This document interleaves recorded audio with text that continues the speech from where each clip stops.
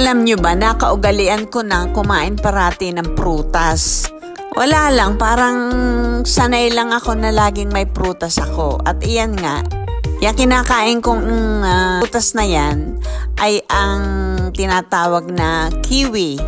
Prutas na mayaman sa sustansya at maraming mga benepisyo. Halimbawa ay siya ay puno ng vitamin C.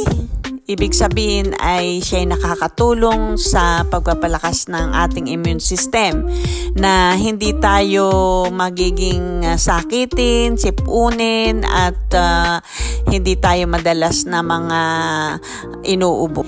Ito ay isa ring antioxidant at na tumutulong naman sa mga panlaban sa mga free radicals at pag-iwas sa mga sakit. Nakakapagpakinis ng balat halimbawa, nakakapag-alis ng mga lason sa katawan. Mayaman din ito sa fiber. Ibig sabihin ay nakakatulong sa pag-regulate ng ating digestive system. Sa mga may problema sa pagdumi ay yan ay pwedeng makatulong kasi mayaman ito sa fiber. May sangkap din itong potassium.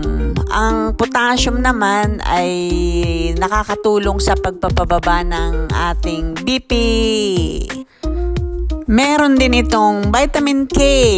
At ano ang vitamin K? Ito ay yung importante para sa ating blood clotting kapag tayo nasusugatan para mabilis maampat ang dugo.